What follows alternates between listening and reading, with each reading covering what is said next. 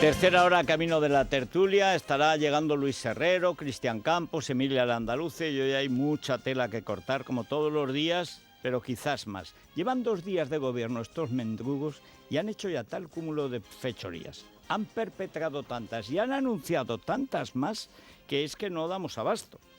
Si no fuera un gobierno golpista nos íbamos a reír horrores. El problema es que es un gobierno golpista. ¿Cómo está el tiempo? Como ayer. O sea, llueve en Galicia, salta un poco la lluvia en el norte, pues hacia Asturias, y en el sur por la raya de Portugal, hasta donde llegue. Que llega a Cáceres, pues bien. Que no llega, pues también.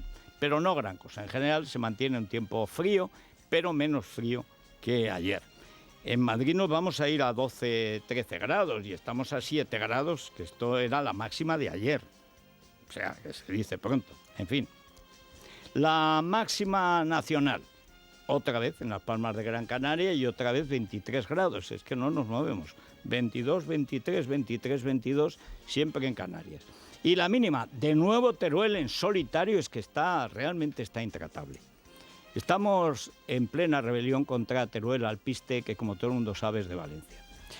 El Alpiste hoy saca el Economista que tiene casas, que se sepa, por valor de 5 millones de euros y él declara 25.000 o cosas así de ingresos. Esto es solo una pequeña parte de las mentiras de este sujeto, que ha engañado a mis paisanos, los ha estafado. Se empieza queriendo ser Revilla y se acaba queriendo ser Anchoa. Pero en fin, así está el tiempo, 5 bajo cero en Teruel.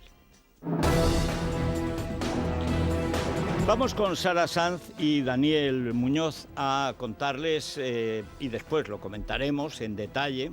Decía Luis Herrero que es como el sexador de pollos, no el sexador de togas. O sea, Luis los adivina, los barrunta. Yo barrunto lo malo y Luis barrunta las ganaderías. Dice, mira, esta ganadería embeste solo por la izquierda, esta es muy avanto, estos son reses ilidiables. En fin, la sabe, ha nacido en ese gremio, conoce, nació en esa finca y conoce las ganaderías, los hierros, su comportamiento, los terrenos en los que embisten, en los que se van abajo, el mansazo que lo que quiere es volver al toril, en fin, estas cosas. Bien, pero en lo del consejo que se tiene que manifestar hoy a propósito de Dolores Delgado, estamos asistiendo a una doble operación. La primera es han tratado de conseguir la unanimidad, que es sinónimo de corrupción. En asuntos delicados, cada juez tiene que tener su opinión. Que coincidan 7 es imposible. Hay una vieja sentencia del Talmud que dice que todos los jueces, si en un jurado de varios jueces tienen la misma opinión, esa sentencia no vale. Porque seguro que alguien tiene una discrepancia. La unanimidad es siempre sospechosa. Exageran un poco en el Talmud, pero no mucho. Y de luego en el caso del Supremo se aplica la sentencia del Talmud.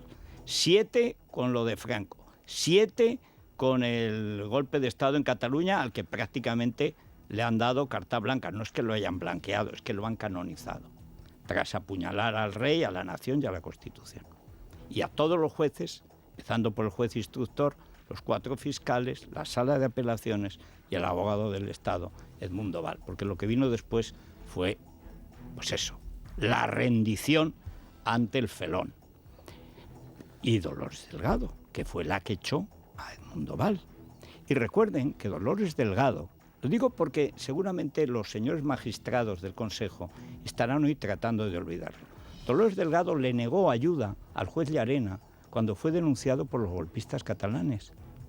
Y dijo, con un par, porque estas le sobran, eso le sobra, cara dura le sobra, que eso era un asunto particular.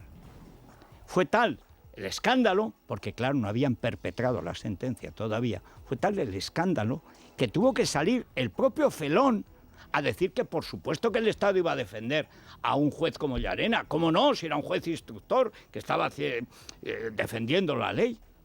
Pero ya la Delgado lo había apuñalado. Esta es más mala que un dolor. Y ayer todo fueron presiones para no hablemos de Colombia, no hablemos de Colombia. Es que Federico ha hablado de Colombia. Naturalmente, ¿cómo no voy a hablar de Colombia? ¿Cómo no voy a hablar de Colombia? En esa reunión, después de la cual, después de haberla oído, debería estar fuera de la Fiscalía, procesada, porque siendo fiscal en ejercicio, le revela un tío de las cloacas policiales, bien es verdad que es socio de su entrañable Garzón, jefe de las cloacas judiciales, que tiene prostíbulos clandestinos, donde graba la gente, jueces, políticos y empresarios, que lo dice así, información vaginal, éxito asegurado, dice esta señora, cuyo nombramiento dice el felón que es impecable, impecablemente delictivo y delictuoso. Porque ella era fiscal en ese momento en ejercicio. Estamos hablando de 2009, el mismo año en el que junto con Garzón y Bermejo, que no tenía licencia de caza, y Haag, el poli corrupto, porque está también ahí en esa reunión, conociendo los delitos que perpetran las cloacas policiales. El poli de Rubalcaba, se van a Jaén y en una montería donde abaten a un montón de ciervos, hay una foto de Garzón en que está dándole a un ciervo, que está el pobre ciervo muerto, claro, lo han matado. Le toca así, pero como Fujimori a los terroristas de la embajada del Japón. Como tenía esa crueldad oriental, decía, crueles conmigo os vais a enterar. Y le da así una patada al jefe del MRTA, era un grupo comunista, que creo recordar que se llamaba Polay, para ver si está bien muerto. Estaba totalmente muerto, claro. Bueno, pues así es Garzón. ¿Y quién está con Garzón? Delgado. ¿Y quién está con Garzón? El ministro de Justicia. ¿Y quién está con Garzón? La policía de Rubalcaba, la policía política de Rubalcaba. ¿Y qué sale de allí? El caso Gürtel. ¿Y qué es lo que hace con Gürtel el juez Garzón, entonces juez, luego expulsado por corrupción de la carrera judicial? Intervenir las comunicaciones entre los acusados y sus abogados. Es decir, la negación básica del Estado de Derecho. Había 4 causas para expulsarlo de la administración. Lo expulsaron por esta, pero no por pedir dinero, como le pidió, y además publicó El Mundo los documentos, a Emilio Botín, cuando estaba el caso de las cesiones de crédito en su juzgado, que creo recordar que era el 5º en la Audiencia Nacional. Es decir, que un juez que va a entender de un caso del Banco de Santander, había otros bancos que tenían el mismo problema, pero le tocaba a él, le pide dinero, $1 millón. Querido Emilio, empezaba así, a mano, luego seguía a máquina, pero a mano, querido Emilio. Y a acabar con un garabato y ponía Baltasar Garzón Real, magistrado juez de la Audiencia Nacional. Es decir, no te olvides, Emilio, de que aquí el que manda en la audiencia soy yo y que tu dinero va a pasar por mi juzgado. Así que, naturalmente, Emilio Botín, que era generoso, contribuyó a unos cursos que estaba dando, todavía no sabemos si estaba dando clases de inglés o recibiéndolas, junto con su hija y otra señora, que no sé si era delgado o gordo. Es decir, estamos hablando del AMPA, policial y judicial. Y esta señora, a estos tíos que presumen de poder chantajear con éxito a jueces, políticos y empleados, les dice que hay jueces del Supremo y gente de la Fiscalía General, esa cuya cabeza va a ocupar ahora, que han estado de menores en Colombia. Esto año 2009, el mismo año en que empiezan a perpetrar la inmensa fechoría del caso Gürtel, que es ilegal desde su concepción. Bueno, tan ilegal que estaba cazando el ministro de Justicia Bermejo sin licencia de caza. Por eso fue el furtivo Bermejo. Otro fiscal que había hecho carrera haciéndole favores al PSOE. El problema de fondo es que inmediatamente después salieron reacciones. La primera, que por supuesto se le iba a caer el pelo a Dolores Delgado. Incluso se filtró una noticia, que no sé si es cierta, que ella nunca había ido a Colombia, que era el Chau Chau. Pero claro, ella estaba denunciando a unos chantajistas profesionales, a unos delincuentes de alto bordo, estaba denunciando supuestos comportamientos delictivos susceptibles de chantaje en la Fiscalía General del Estado y en el Tribunal Supremo. ¿Por qué no actuó el Supremo ni la Fiscalía General del Estado? ¿por qué el Consejo General del Poder Judicial no apartó inmediatamente a esta señora? ¿Por qué el Consejo Fiscal, o como sea lo que exista en los fiscales, no la apartó de inmediato de sus funciones? Porque era la entrañable de Garzón. Porque Garzón era el mandamás entonces en la justicia. Es que en Madrid, capital de España, y en España en general, pero especialmente en Madrid en los casos delicados, aquí durante 25 años ha mandado Garzón. Es decir, la corrupción. Está fuera de la justicia por corrupción. Pero en realidad es el que va a mandar en este gobierno. Porque en esa misma grabación dice Garzón de Dolores Delgado, de la Lola, que es como le llaman, la Lola, la que bebe de mi copa. ¡Ja! Como el pichi, es el chulo que castiga. Este es Garzón. Y esta es la banda de Garzón. Y este es el gobierno de Garzón. A través de la infame sentencia, corrompida hasta el tuétano, que la propia justicia ha desmontado después, que es la base para echar a Rajoy en la moción de censura. Naturalmente contando con la colaboración del señor Percebe, que fue incapaz de dimitir y nos ha dejado este regalito golpista. Para que lo echáramos de menos, le echamos de más todos los días. ¿Qué va a pasar hoy? Pues anoche decía Luis que le daba mala espina, porque cada vez que han sacado una nota haciendo como que defienden su independencia, la última fue la Abogacía del Estado, lo que hizo la Abogacía del Estado fue lamerle las botas al gobierno. Y yo me fío mucho del criterio de Luis. Y sobre todo, ¿qué estamos viendo? Estamos viendo una situación en la que conviene que sus señorías, que viven en su burbuja, se enteren. La ciudadanía, los españoles, que les pagamos el sueldo, asistimos atónitos a un golpe de Estado perpetrado por el gobierno de España, contra la nación, contra la Constitución, que solo puede triunfar con la ayuda de jueces y fiscales. Pues se trata de romper la ley desde la ley. Mejor dicho, desde la legalidad, romper la ley. Quebrantar, destruir la legalidad constitucional. Y eso solo lo pueden hacer jueces y fiscales corrompidos políticamente. Algunos serán por sectarismo y otros lo serán por interés. De manera que se vayan acostumbrando sus señorías, del Supremo y del menos Supremo, que se vayan acostumbrando a que los ciudadanos los vamos a mirar con lupa. Porque solo triunfará el golpe de Estado si los jueces quieren. Y si los jueces no quieren, y los fiscales son decentes, como los 4 fiscales de la Sala de lo Penal del Supremo, apuñalados luego por Marchena y sus unánimes, entonces triunfará. Si los jueces y fiscales decentes son más y se plantan, el golpe de Estado naufragará y Sánchez dentro de 2 años será una anécdota siniestra en la historia de España. Les toca a ellos. ¿Esperanzas? Pocas. Los hemos visto corromperse tantas veces por un cargo. Pero hay casos. Si me llegan a decir a mí que Zaragoza, Vladivostok, le puse yo cuando el juicio del 11M, porque no quería enturbiar el nombre de Zaragoza, capital de Aragón, que iba a ser el tío que defendiera, y con un gran discurso además, el orden legal en España, no me lo hubiera creído. Pero así sucedió y por eso lo aplaudimos aquí. Los 4 fiscales estuvieron impecables e implacables.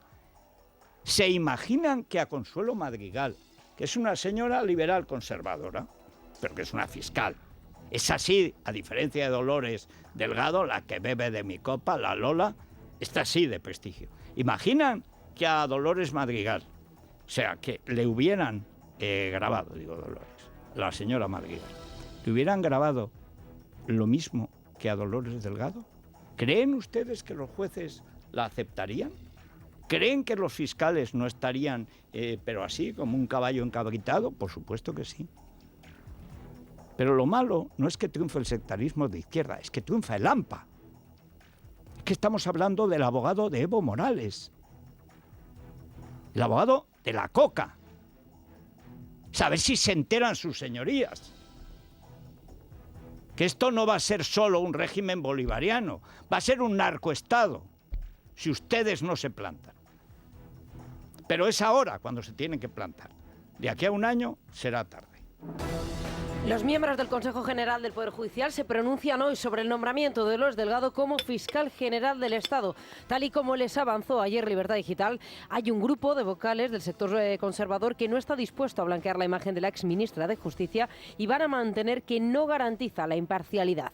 Su antecesora, María José Segarra, se despedía de la Fiscalía reclamando más independencia. El Consejo ha emitido una nota en defensa de la justicia española tras los ataques vertidos por el vicepresidente Pablo Iglesias, que ha sido respaldado por el Gobierno en defensa, dicen, de la libertad de expresión. La propuesta de nombramiento del Gobierno paraliza la renovación del Consejo en funciones desde el 4 de diciembre. Según las fuentes consultadas por Libertad Digital, las negociaciones están congeladas y no se esperan novedades hasta Semana Santa. El Partido Popular ve difícil un acuerdo en el que sí participará Vox. Escuchamos a los portavoces de PSOE, PP y Vox, Rafael Simancas, Cayetana Álvarez de Toledo y Espinosa de los Monteros. Y que abandonen esa vía de radicalidad y de boicot a la Constitución y al funcionamiento del Estado que han emprendido. No vamos a entrar en pactos con el PSOE para ser cómplices de su control del Poder Judicial. Me gustaría saber si estarían entonces dispuestos a negociar para la renovación del CGPJ con el sistema actual. Respecto a segundo, como he dicho, sí, tendremos que negociar con el sistema que existe. Es un sistema que no nos gusta y en esa misma legislatura digo que impulsaremos una reforma del sistema. Pero mientras el sistema esté en vigor, pues tendremos que participar en él y naturalmente que negociaremos. ¿Qué pasa? ¿Que hoy no toca principios? ¿Hoy toca postre? O sea, esto es lo más grave que pasa en España. La politización del Poder Judicial. El control por parte del Ejecutivo, del Legislativo, que ya se ve que lo va a reducir a la nada con sus televisiones, y del Judicial. Y resulta que los señores que no votan los presupuestos de Madrid, porque hay un desvío de no llega al 1%, en subvenciones a asociaciones que todas les parecen chiringuitos, no lo votan, tienen la mala fortuna, los de Vox, que ese día falta uno de Más Madrid, no sé si estaba de parto o estaba de verbena o de qué estaba, pero el caso es que no fue, o estaba enfadado, como se llevan a matar, pues un pitito no estaba, y entonces han salido los presupuestos sin necesidad de Vox, pero, o sea, las autonomías... No a las autonomías. Pero no dicen, de momento estamos en las autonomías, pero luego querremos cambiarla. Algunos le pedimos a Abascal, como a Casado, que hicieran más solventemente, porque tienen grupos mucho más grandes, lo que hizo Inés, pero más claro. Nos abstenemos ante un gobierno en solitario del PSOE, con tal de que no entren comunistas ni separatistas. Respuesta, lo vamos a pensar. Eso se lo he pedido yo personalmente, y en público y en privado, a Abascal, lo mismo que a Casado. Porque a veces los políticos en público te dicen que no, en privado están dudando y luego a lo mejor los convences en privado. Yo no hablo nunca con los políticos, pero hombre, es que esto es lo más grave que ha pasado en 50 años en la historia de España. Es que ahora sí que nos jugamos el Estado y la nación. Y ellos han tenido esta posibilidad en la mano. Probablemente hubiera pasado lo mismo, pero la situación de la oposición sería muy distinta, porque la oposición todos le hubieran ofrecido a Sánchez no ser cómplice de la ETA y de los golpistas. Y no quisieron, por el qué dirán. Y en cambio ahora sí que están dispuestos a hacer lo que se negó a hacer Rosa Díez en UPyD y lo que se ha negado a hacer Ciudadanos, que es tener jueces de su cuerda. O sea, ahora ya negociamos. ¿Qué pasa? Que ayer era miércoles y los miércoles toca negociar. Hoy jueves toca principios. ¿En qué quedamos? En fin, aquí hay dos, y estoy harto de decirlo, pero como es verdad, lo repito. Aquí hay dos mecanismos dictatoriales en nuestra ley. ¿Qué es lo que van a usar estos golpistas de la Moncloa y sus socios, tanto etarras como PNV-tarras, como golpetarras, como podemitarras, que van a utilizar contra los medios de comunicación? Que es la infame ley de violencia de género y la infame ley de memoria histórica, que es pura arbitrariedad. Pueden hacer lo que les dé la gana con ellas. El otro día, hace 3 días, le preguntó Vicente Vallés, que es de los pocos periodistas que quedan aún en el grupo A3 Media. O sea, nada que ver con Ferreras Rocher. le pregunta si no le parece raro, porque no sucede en ningún país del mundo, ni en ningún gobierno del mundo, ni en España, ni en ningún sitio, que él sea vicepresidente de un gobierno cuya señora, la señora de él, es ministra. Que eso parece que hay un conflicto de intereses, de hecho está prohibido en los gobiernos, está prohibido en las empresas multinacionales, en fin, por principio, digamos, de higiene. No, esa mezcolanza, no se pueden crear bandas dentro de un gobierno. Bien. Respuesta. Nadie le ha preguntado porque volvió a ese tono que le pagó Venezuela con sangre de los venezolanos, el curso que hizo con María Casado para ahuecar la voz, porque antes le salía voz de pito. ¡Chávez vive! ¡Chávez vive! Y ahora, Chávez vive. Bien, dice, ¿por qué a otro no se le dice y en cambio a Irene Montero? Porque, no, si puedes irte tú. Que se quede ella haciendo el ridículo, y algo peor, en su ministerio. Vete tú. No pedimos que se vaya ella, pedimos que os vayáis uno de los dos. Que es lo que pasaría en cualquier país del mundo. Ah, amigo, eso es que ni lo contempla. Es tan machote el macho alfa de Podemos que ni lo contempla. Pero claro, ahí quedó mal la cosa.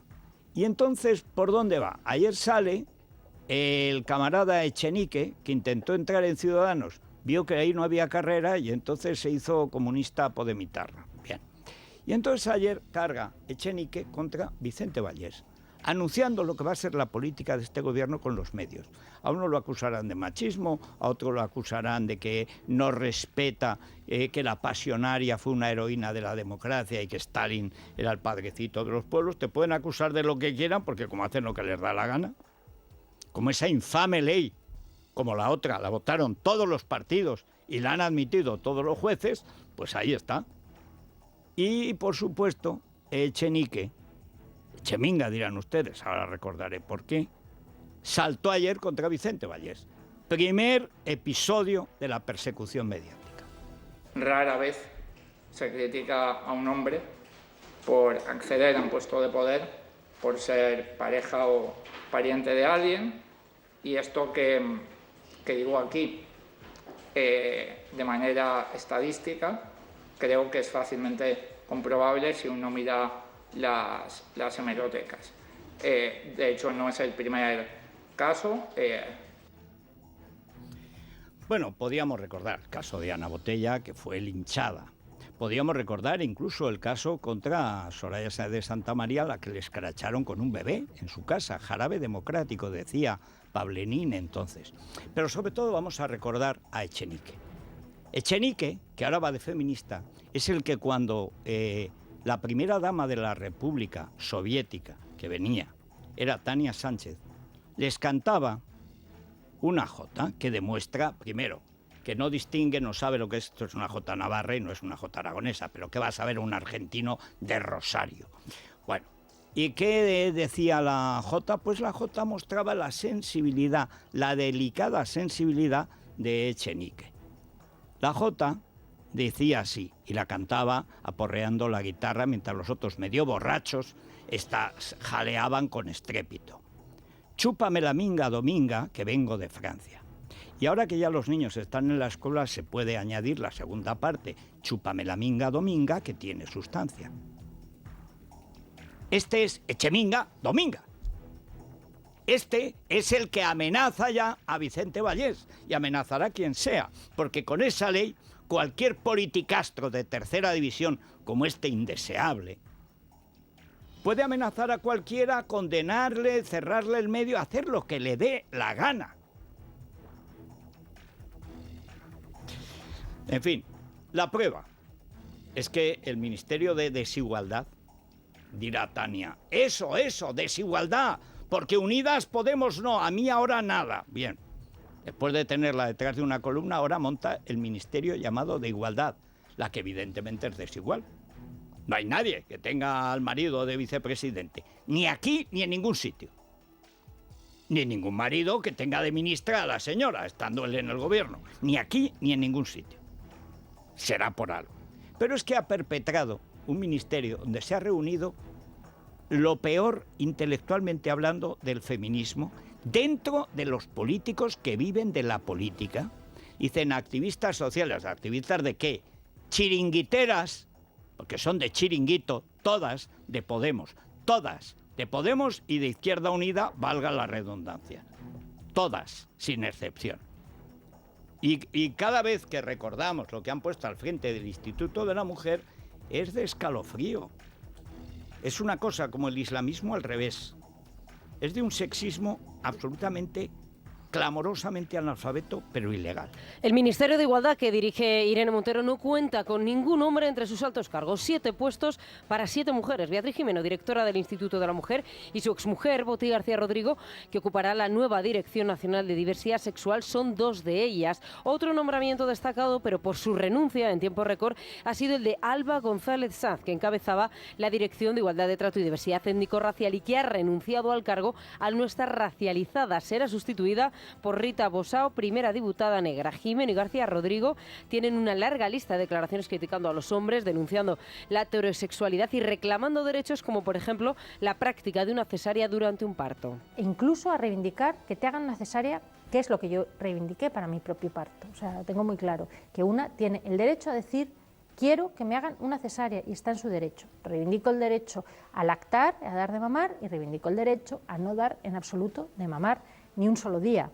Y creo que el neoliberalismo sí que quiere poner a las mujeres en esa situación, porque es el momento, con ese discurso, no tanto con la práctica, sino manteniendo el discurso, lo que se hace es seguir manteniendo a las mujeres como seres a disposición de otros seres, ¿no? A disposición de la... Creo que, en fin, esto es una tesis, pero creo que el amor romántico, que el amor maternal en este momento está sustituyendo al amor romántico. Me he dado cuenta que el hecho de ser lesbiana me confirió una suerte de libertad y me libró de la tutela del novio, del marido, del destino de estar sojuzgada por el patriarcado.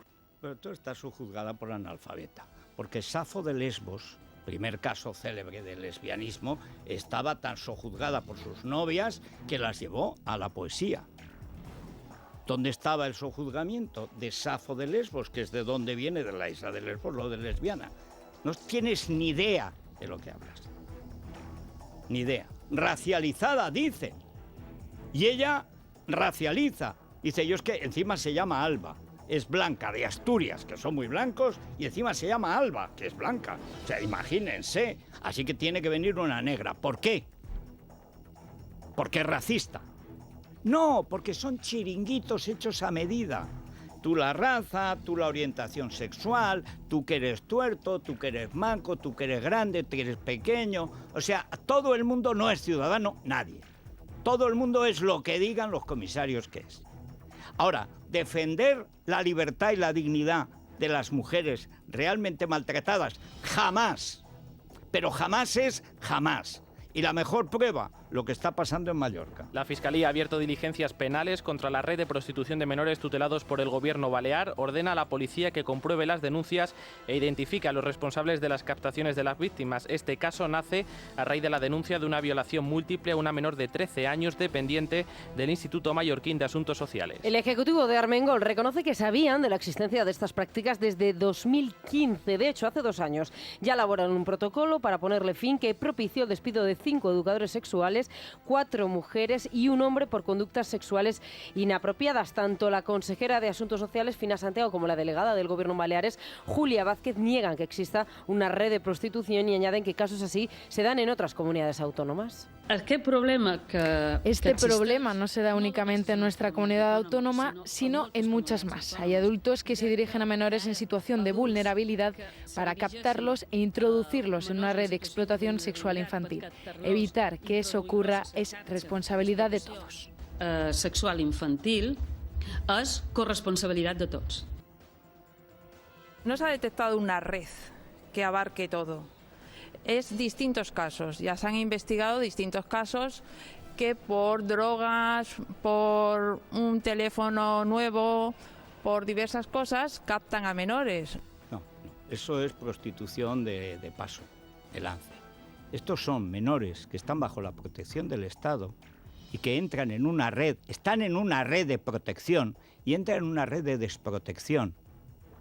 Y esa red de desprotección está dirigida por los propios educadores. Ha habido un caso reciente que era el marido que era en el momento de los hechos de Mónica Oltra, la mandamasa de Compromís en Valencia. ¿Qué hizo Valencia? ¿Qué hizo la administración cuando una chica de 13 o 14 años denunció al baboso que continuamente abusaba de ella?